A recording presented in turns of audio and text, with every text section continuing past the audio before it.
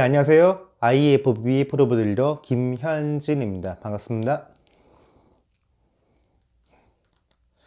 네, 오늘은 지난 시간에 이어서 김현진의 10가지 운동 공식 중에서 나머지 5가지를 알려드리는 시간을 가지도록 하겠습니다. 네, 6번째입니다. 수축하는 방향으로 타겟 부위를 보내라입니다. 예를 들어서 여기에 딥스 머신이 있습니다. 그러면은 딥스 머신을 하는 수축 방향은 수직 아래 방향입니다.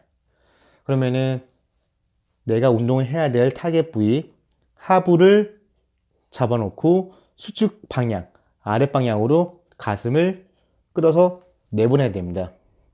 만약에 운동하실 때 팔꿈치를 다 피더라도 팔꿈치를 피는 중에 몸이 만약에 들려버린다면은 운동하는 부위에 저항을 받기가 어렵습니다. 그렇기 때문에 상체를 아래 방향으로 눌러주면서 내 가슴이 운동 수축 방향으로 진행이 될 수 있도록 같이 내보내면서 팔꿈치를 펴주셔야 됩니다. 팔꿈치가 멈추는 그 순간까지 가슴을 운동 방향으로 밀고 있어야지 끝까지 저항을 받을 수 있습니다.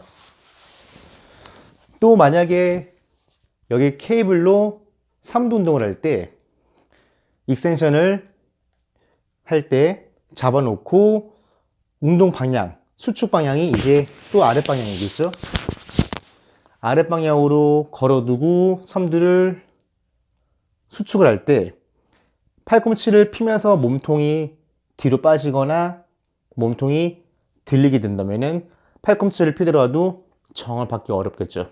그렇기 때문에 내 견갑과 내 상체 그리고 어깨를 강하게 상체를 아래로 방향으로 눌러주어서 수축 지점으로 내 삼두를 눌러주면서 수축을 해야지 저항을 받을 수가 있습니다. 운동할 때 요지는 내 운동 부위를 수축 방향으로 내보내고 상체의 나머지 부분들은 그 부위를 서포트를 해서 뒤로 밀리지 않게끔 잡아주는 역할을 해주셔야지 온전히 저항을 받을 수 있습니다. 네, 7번째. 신장성 수축을 하라입니다. 올바른 신장성 수축을 하기 위해서는요, 운동하실 때 수축을 한 이후 근육의 텐션이 유지가 된 채 이완이 되어야 합니다. 편의상 이완이라는 단어를 쓰지만 올바른 단어는 신장성 수축입니다. 이완이라는 뜻은 긴장된 근육이 다 풀어진 상태를 얘기합니다. 여기 예를 들어서 고무줄이 있습니다. 그러면은 우리가 운동하는 웨이트 트레이닝은 등장성 운동입니다. 이 등장성 운동은 근육의 길이가 변하는 운동을 얘기를 하는데 근육의 길이가 늘어나면서 수축을 하는 신장성 수축, 근육의 길이가 짧아지면서 수축하는 단축성 수축이 있습니다.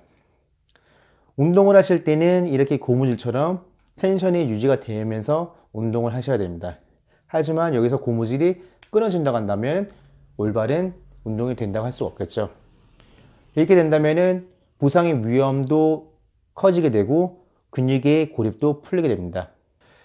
올바른 신장성 수축을 제대로 하게 되면요, 근육의 유연성도 좋아지게 되고 그리고 근육의 스트레스를 더 강하게 부하를 일으켜서 더 큰 초과 회복을 이루게 됩니다. 신장성 수축을 잘 하기 위해서는요, 고립이 풀리지 않는 것이 중요합니다. 보통 운동하실 때 고립이 많이 풀릴 때가 수축 지점에서 치팅을 하는 순간이나 아니면 호흡을 뱉고 마시는 순간에 긴장이 많이 풀립니다. 제가 아까 전에 보디빌딩은 등장성 운동이라 말씀드렸습니다. 하지만 절정 수축 지점에서는 등척성 운동이라고 생각하시면 조금 더 쉽게 생각할 수 있을 것 같습니다.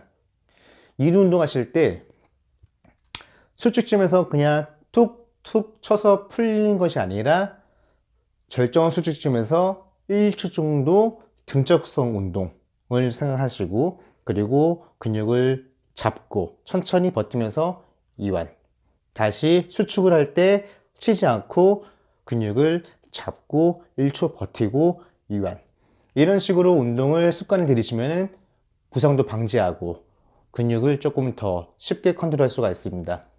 네, 여덟 번째, 운동은 리듬과 템포가 생명이다 입니다.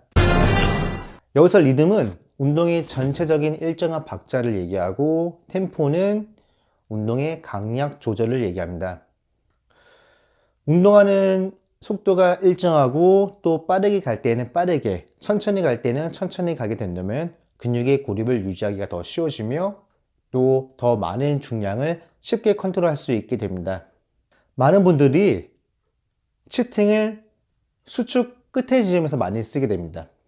만약에 벤치프레스를 할 때 수축 끝의 지점에서 빠르게 간다면 근육의 고립이 풀리고 이 무게가 어깨라든지 팔꿈치로 전달될 가능성이 높아지게 됩니다.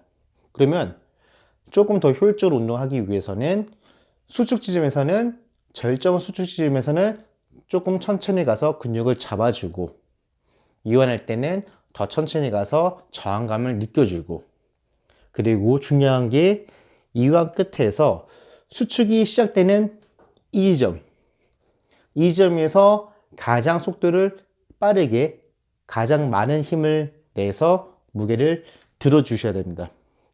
그리고 수축 끝에서 또 다시 잡아주고, 내릴 때 천천히, 이완 끝에서 수축이 시작되는 지점에서 또 빠르게, 이런 식으로 훈련하는 방식을 들이게 된다면 무게를 쉽게 컨트롤할 수 있게 됩니다. 보디빌딩은 과부하의 원리를 적용해서 운동을 하셔야 됩니다. 우리의 근육은 우리가 드는 무게에 비례해서 또 성장을 하게 됩니다. 그러려면 필수적으로 더 많은 무게를 들어야지 근육도 성장을 하게 된다는 것입니다.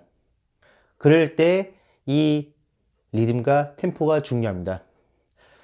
천천히 운동한다고만 해서 좋은 것은 아닙니다. 수축할 때 천천히, 이완할 때 천천히, 또 수축할 때 천천히, 이런 식으로 가면은 근육의 고립을 유지하기가 쉽지만은 더 많은 무게를 들 수는 없습니다. 그래서 효율적으로 들기 위해서 일정한 템포 그리고 리듬으로 가시면은 더 강도 있는 훈련을 할 수 있게 됩니다. 네, 아홉 번째, 자극점에 따라 정확한 지지대와 지렛대를 이용하라입니다. 지지대와 지렛대를 잘 이용하면은 원하는 타겟 부위에 쉽게 긴장을 할 수가 있습니다.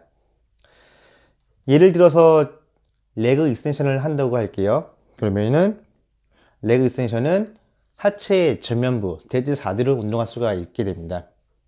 이때 그냥 전체적으로 운동을 할 수도 있겠지만은 운동하는 방식에 따라서 아랫부분을 더 참여를 많이 시킬 수가 있고 또 윗부분을 더 많이 참여시킬 수가 있습니다.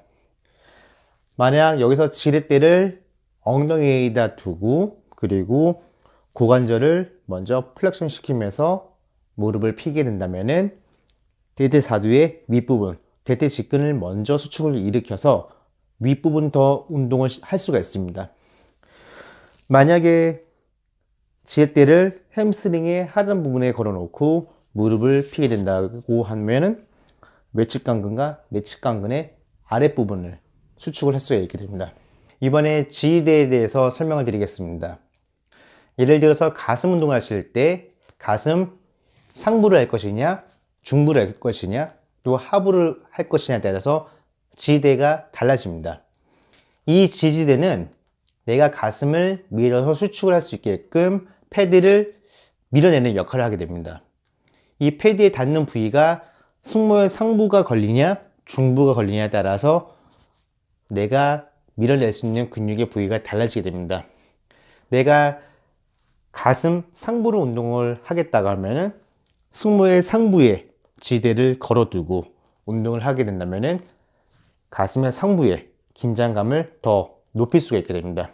이렇듯 운동하는 부위에 따라서 등 뒤에 대는 부위가 달라진다는 것을 명심하고 운동을 하시면은 근육을 조금 더 효율적으로 사용할 수 있게 됩니다. 네, 마지막입니다. 열 번째, 축을 이용하라입니다. 예를 들어서 사이드 레터럴을 해 보도록 하겠습니다.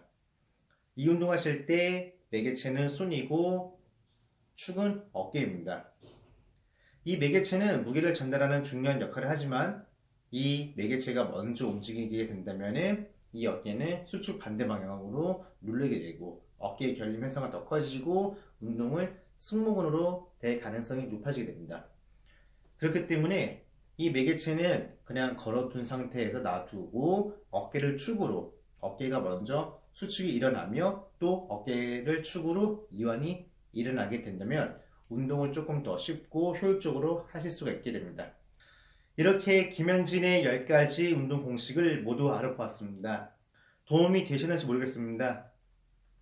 혹시라도 궁금하신 사항이라든지 요청 사항이 있으시면 제 유튜브 영상 댓글에 남겨주시면 제가 또 알려드리는 시간들을 가지도록 하겠습니다. 앞으로는 이 운동 공식을 토대로 운동 하나하나 파헤쳐보는 시간들을 가지도록 하겠습니다. 많이 애청해주시고 또 구독하기, 좋아요 부탁드립니다. 감사합니다.